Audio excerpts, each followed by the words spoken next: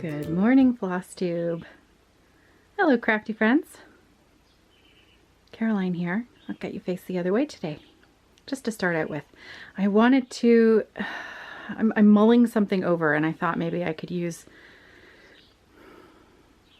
your thoughts. So this is, I'm getting back to work, working on a shop update, and the batting that I use in the bags, you can see it comes in those great big rolls there. So I'm at the end of one roll, and the new rolls stay wrapped up in that heavy duty plastic before I open them up. So it's one of the most difficult things to deal with in, you know, the size of it and the bulk of it. So I unroll it and then I fold it in half and cut it on my mat. And John thought, what if we mounted a great big, you know, like those things that you can unroll your craft paper, those great big rolls of craft paper from. And what if we mounted something like that on the wall and hung the batting off of it? And then I could unroll the batting directly from up there, roll down a whole bunch, fold it in half, right onto my cutting table. What do you think? Isn't that a good idea? He's a pretty handy guy. So I've tasked him with coming up with a solution and maybe helping me do that. So maybe you've noticed I have that light in the corner there. Being up here off the grid, we do not have electricity, so we have our entire cottage is lit by gas propane lanterns, and my dad installed all of those. My dad and my brother. So my dad is an HVAC licensed gas specialist, journeyman, jack of all trades, and he also helped John hang all of the windows in our cottage too. So he's a pretty handy guy, my dad. So he put in all of our lights for us, ran all the gas lines, and that's how we light our cottage. I also have my LED craft light, and I use that for just an extra bit of workspace lighting right there. So also, oh, my dad made my spool holder too. I've shown you my great big one at home. He made me a smaller one for here, the cottage. So Mom and Dad, I hope you're watching this, so Dad, so that you can see. I mounted it late last summer, and it is just the most useful thing. I use it all the time. I love it. So this is the other side of my room. This is where I record. The entire room is covered in beautiful pine boards that smell wonderful. I have a nice big window and lots of great sounds and smells, and pretty nice place to be. So this is where I record from, where I visit with you. All right, I'll turn you around now. So I've got a few other things to share with you today. So again, I think I introduced myself at the beginning of that other clip, but if I didn't, my name is Caroline. Thanks for coming back. Thanks for joining me today, Daily Crafty Chat. For those of you who are new, and wondering where the heck I am, just very briefly, I am on a very small island in Georgian Bay, Ontario, Canada. And in the summertime, I move what used to be my two kids and myself up here for the summer. But as my daughter has gotten older and does her own thing now and has a big grown-up job in the summer, now it's mostly just Nicholas and I here in the summertime, and John works. He still works in London, and he comes up when he can. My father-in-law also lives here. He has his own cottage.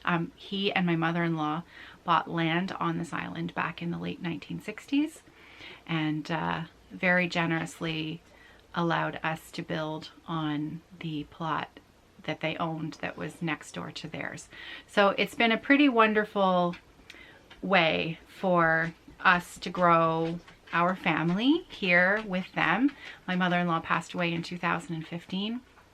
And so it's been a nice way for us to still stay connected to my father-in-law. And those of you who know, he was stuck overseas when lockdown started and flights sort of stopped happening. He has been overseas since the beginning of January, and he's now scheduled to come home on Friday.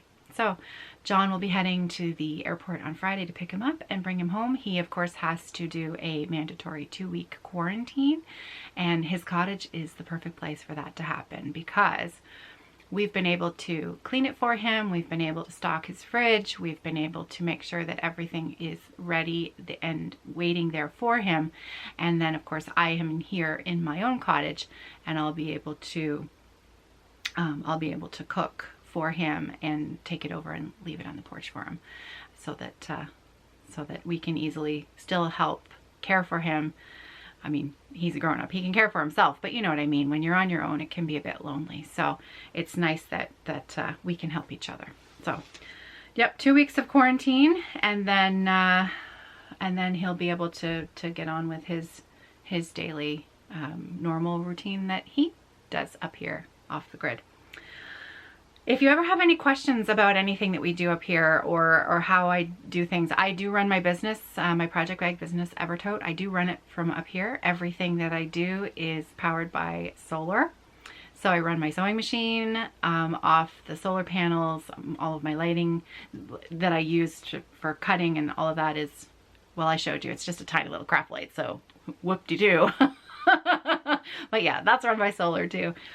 The iron, I have to turn on the generator to iron because the iron is a really, really big power hog, and it drains the batteries off the solar system. It drains them really fast. And so I batch everything together. I get as much work done, and then I turn the generator on and I iron for about half an hour, and then I turn the generator off, and then I continue with the rest of my work. So that's how that works. It's a bit interesting. It's a fun way to do things. I am never bored. I'll tell you that. I am never bored. So I have a few very special things that I wanted to share with you today. I mentioned them yesterday, but today's the day that I get to share them. So I received some very special treasures in the mail right before I left. And I had just had surgery, and these things arrived in the mail, and I can't tell you how nice they made me feel. Just really special. And you know, I certainly don't expect people to send me things.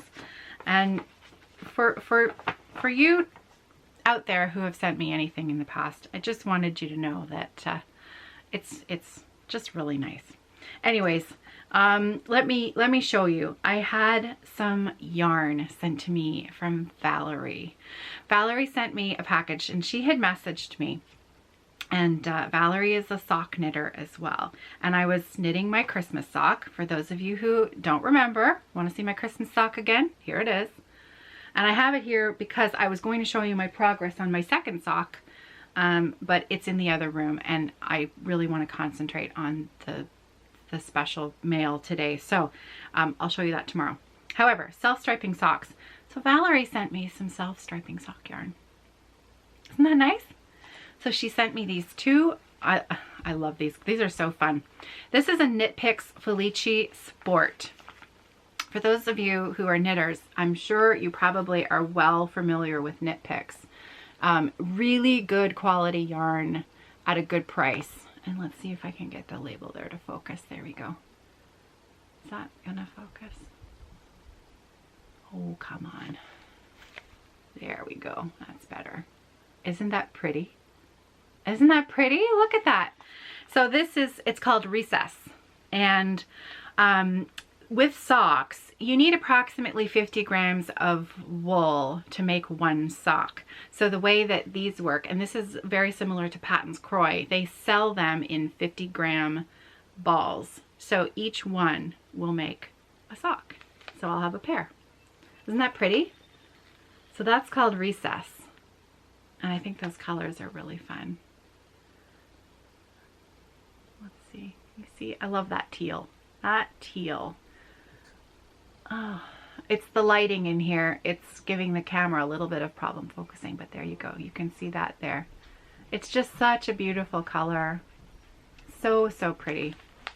And then the other skein that she sent me was a self-striping ball by Night Owl Fibers. in these beautiful teals and purples that are just so pretty. So you can tell that when you knit up the sock, that's what the stripes, those are going to be the colors of the stripes.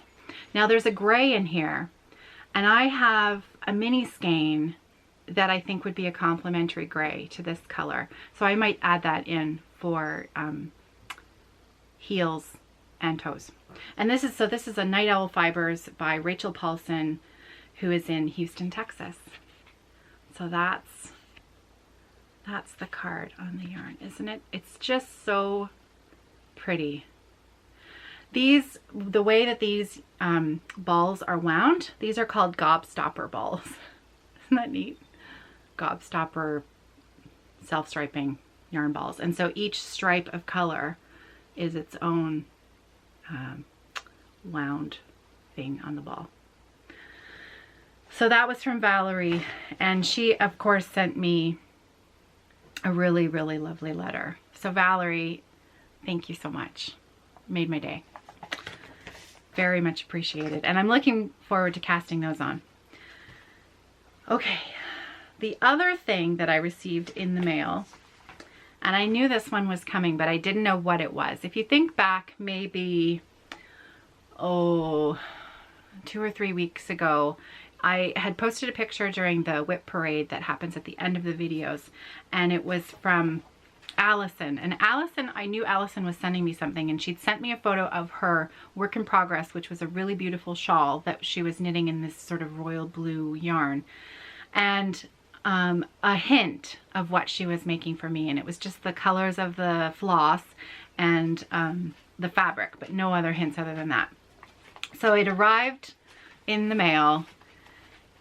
I think it was either the day before or the day after the yarn, and just the most lovely, again, just a beautiful letter. Very, very kind. And I wanted to read to you what she wrote about what she stitched, because I'm going to show you the original, and then I'm going to show you the gift that she sent me, because Allison is a clever cookie. The design was adapted from a chart by Anna Cross Stitch, so that's Anna X Stitch. I have included the front sheet of the chart pack so that you can see my starting point and give full credit to the original designer. Okay, so this is the original design.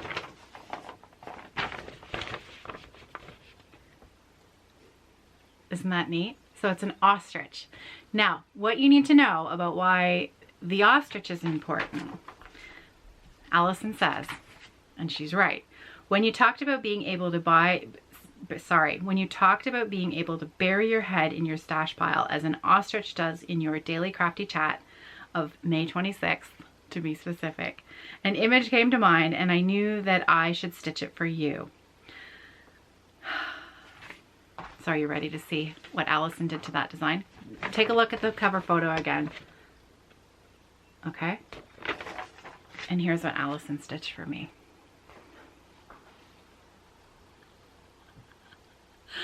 Look at that!